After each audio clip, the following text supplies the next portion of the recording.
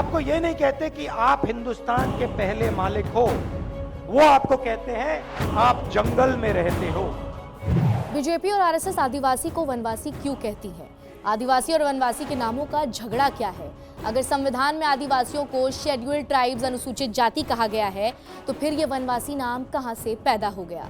BJP और RSS आदिवासी के बजाय वनवासी नाम पर इतना जोर क्यों देती है कि कांग्रेस को इसके जरिए बीजेपी आरएसएस पर हमला करने का मौका मिल जाता है? ये बड़ा सवाल है। दरअसल आदिवासी और वनवासी की एक बार फिर से चर्चा इसलिए छिड़ गई है क्योंकि गुजरात चुनाव में प्रचार के दौरान सोमवार को इसी को लेकर राहुल गांधी बीजेपी और आरएसएस पर तीखा हमला बोला। आदिवासी कम्युनिटी को संबोधित करते हुए उन्होंने कहा कि आपको बीजेपी और आरएसएस वाले वनवासी कहते हैं। वो कहते हैं कि आप जंगल में रहते हैं, कि आपको शहर में रहने का हक नहीं। सबसे पहले सुनिए कि राहुल गांधी ने अपने भाषण में क्या कहा। बीजेपी के लोग आपको आदिवासी नहीं कहते, क्या कहते हैं आपको? वनवासी। वनवासी। वो आपको यह नहीं कहते कि आप हिंदुस्तान के पहले मालिक हो, वो आपको कहते हैं आप जंगल में रहते हो। वो ये नहीं चाहते कि आप शहरों में रहो, कि आपके बच्चे इंजीनियर बने, डॉक्टर बने, हवाई जहाज उड़ाना सीखें, अंग्रेजी बोलें। वो ये नहीं चाहते। नमस्कार, आदाब। मैं हूं आपके साथ अलीशा हैदर नकवी और आप सभी मेरा अभिवादन स्वीकार करें। अब सबसे पहले जानिए कि आदिवासी का मतलब क्या होता है। आदिवासी मतलब पहला निवासी।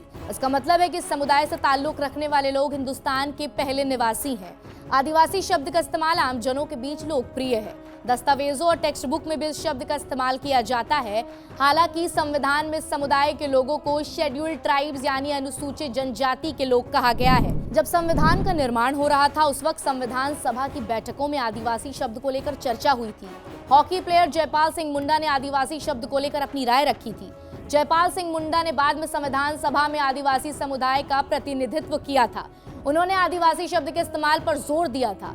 उन्होंने आपत्ति उठाते हुए कहा था कि ट्राइबल्स का हिंदी तर्जुमा बनजाति कैसे हो सकता है? ट्राइबल्स में सभी लोग जंगलों में रहते हैं तो उन्हें वनवासी या बनजाति कैसे कहा जा सकता है?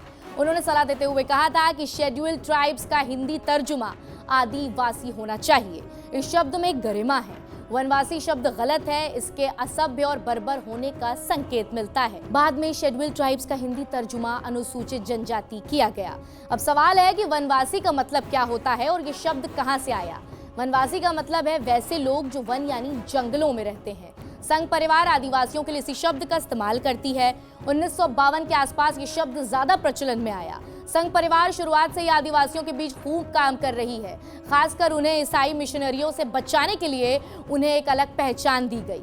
क्योंकि ये किसी जाति समूह में नहीं आते, इसलिए उन्हें अलग पहचान देने के लिए संघ परिवार ने इन्हें वनवासी कहना शुरू किया। आदिवासियों को हिंदू धर्म से दूर जाने से बचाने के लिए दूसरे सरसंचालक रमाकांत देशपांडे ने अखिल भारतीय वनवासी कल्याण आश्रम की स्थापना भी की थी।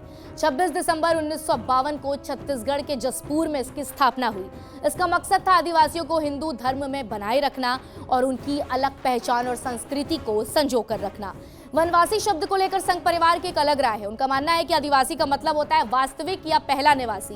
तो क्या बाकी समुदाय के लोग हिंदुस्तान के वास्तविक या पहले निवासी नहीं हैं? संघ परिवार मानता है कि हम सभी हिंदुस्तान के असली निवासी हैं, इसलिए आदिवासी के बजाय ट्राइबल्स के लिए वनवासी शब्द ज्यादा सही रहेगा। संघ परिवार आर्यन घुसपैठ की थ्योरी को भी गलत मानता है। आर्यन घुसपैठ की थ्योरी में कहा गया है कि आर्यन सेंट्रल एशिया से चलकर हिंदुस्तान पहुंचे और यहाँ के निवासी बने, यानी आर्यन यहाँ के मूल निवासी नहीं है। संघ परिवार को लगता है कि आदिवासी शब्द कहीं न कहीं आर्यन घुसपैठ की थ्योरी को सही ठहराता है, इसलिए वो ट्राइबल्स को वनवासी कहते हैं। संघ परिवार से जुड़े लोग कहते हैं कि वनवासी शब्द का इस्तेमाल रामायण में भी किया गया है। वनों में रहने वाले लोगों को उस वक्त भी वनवासी कहा जाता था। ये किसी भी तरीके से कोई कमतर शब्द नहीं है। संघ परिवार कहता है कि आदिवासी शब्द 1930 के आसपास ब्रिटिश लेकर आए। इस शब्द के इस्तेमाल में कोई हर्ज नहीं है, लेकिन भारत के संदर्भ में ये शब्द गलत है।